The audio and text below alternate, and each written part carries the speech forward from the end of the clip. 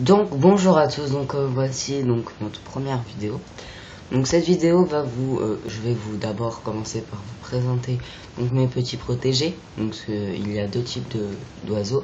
Il y a les perruches ondulées et les perruches et les inséparables, pardon. Bon, qui vont quand même dans la catégorie des perruches. Donc je vais aussi vous dire qu'est-ce que doit contenir une cage. Donc bon, ça peut paraître simple, enfin ça peut paraître évident, mais pas toujours. Et donc voilà, après je vais vous présenter quelques livres qui pourront vous aider pour débuter.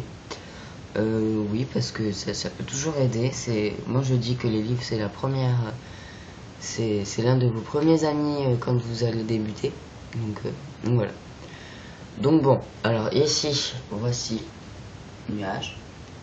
Donc Nuage, il y a que 2 jours que je l'ai, mais elle vient facilement sur les doigts, facilement sur la tête, facilement sur les épaules. Donc voilà. C'est Nono aussi, ça fait 2-3 jours que je l'ai. Bon, lui il est un peu plus, il est un peu moins, enfin comment dire, il est un peu moins docile, mais c'est une crème sinon. Et donc là-bas, il y a Trotro et Alaska. Donc le premier c'est Trotro et l'autre c'est Alaska, mais ils font les timides devant la caméra.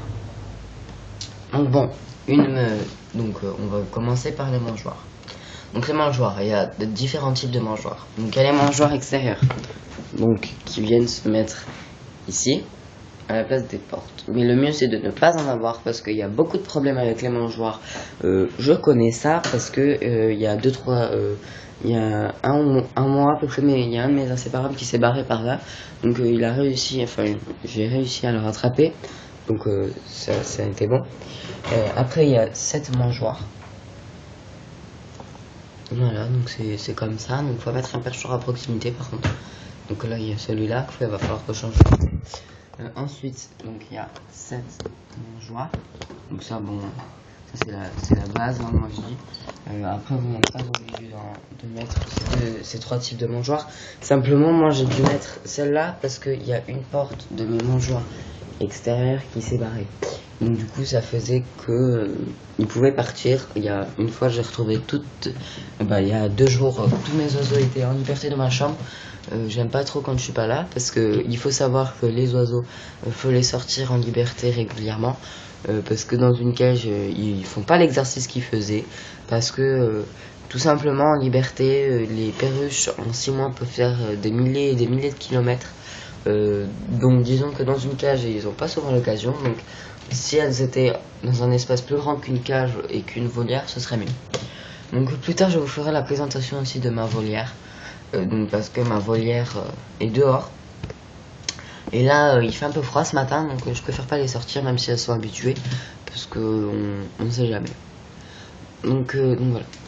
Donc après, une cage doit contenir des perchoirs. Donc celui-là, il va falloir que je nettoie parce qu'il est sale. Mais les perchoirs doivent être en bois le mieux. Là, ils sont en plastique parce qu'il n'y a pas longtemps que j'ai cette cage et donc du coup j'ai pas eu le temps d'en acheter, mais vous en avez pour pas cher en bois de pommier ou de ces choses là. Donc voilà. Donc ensuite j'en ai un qui est en bois. Donc vous pouvez prendre des branches aussi, c'est pareil, que vous mettrez dans différentes positions pour faire des perchoirs, et puis ça peut aussi faire office de jeu. Donc ensuite j'ai 2-3 petits jeux, sauf que les autres, mes inséparables me les ont cassés. Donc c'était tout de fait maison avant. Sauf que le fait maison, voilà, quoi. Il a pas fait long feu. Donc du coup, il y a une petite cloche donc qui fait la gling. Ensuite, il y a une échelle. Nuage, s'il te plaît, arrête. Il y a une échelle. Donc bon, l'échelle, c'est plus les inséparables qui vont que les perruches, mais enfin bon. Voilà. Donc ensuite, on va parler du fond. Donc là, je ne sais pas si vous voyez très bien, mais c'est de la litière pour chat tout simplement parce que j'avais plus de sable. Donc il va falloir que je rachète du sable parce que sinon c'est la galère. Moi je les ai pas vus manger. Là si vous les voyez comme ça, c'est juste simplement parce qu'il y a des graines qui sont par terre et donc ils mangent les graines. Donc voilà. Donc alors pareil, je suis sûr que cette chose là qui se trouve ici a attiré votre attention. Simplement parce que je trouve pas de nid chez moi, donc du coup j'ai dû improviser des nids simplement pour dormir le soir. Parce que j'ai pas forcément envie d'avoir des petits. Bon, s'il y en a, je serais content, mais c'est pas mon ambition. Donc j'ai dû en faire un comme ça parce que les autres là-bas ne voulaient pas partager. Donc ça peut être compréhensible aussi. Donc voilà, donc j'en ai fait un là va-vite. Donc il y a le trou, on le voit pas très bien, mais il y a le trou si on voit un peu, on le devine quoi. Donc voilà. Donc passons maintenant à la présentation des livres.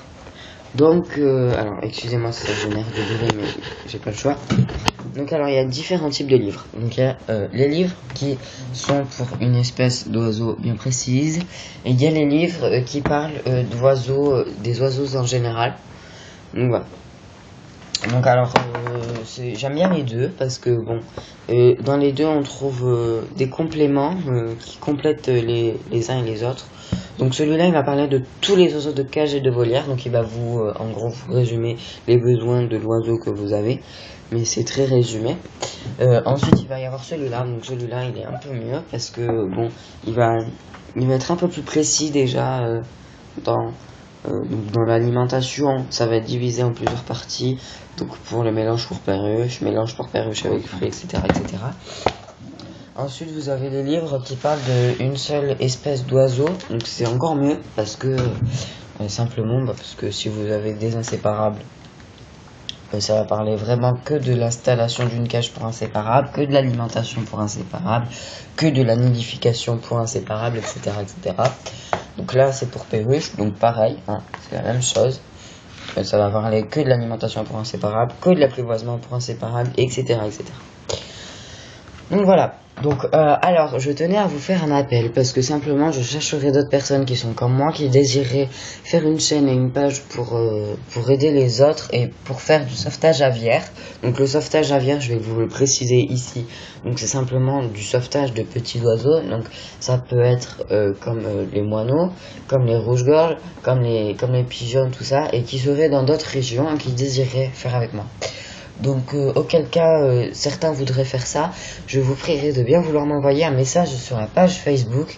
À ce moment-là, on verra au moment même, parce que je recherche des gens pour m'aider parce que je suis tout seul.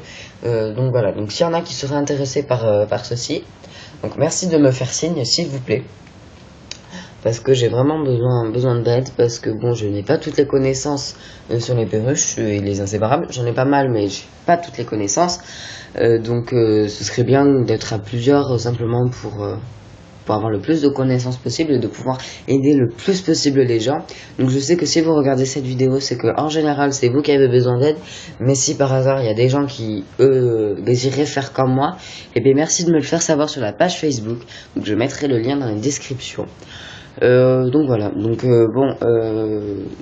je crois que j'ai fait le tour pour une première vidéo. Donc il y en a pour l'instant à 8 minutes 10, donc c'est plutôt pas mal. J'ai réussi à garder le rythme, tout ça. Donc je vous souhaite une excellente journée et je vous dis à bientôt et j'espère sur la page Facebook. Au revoir.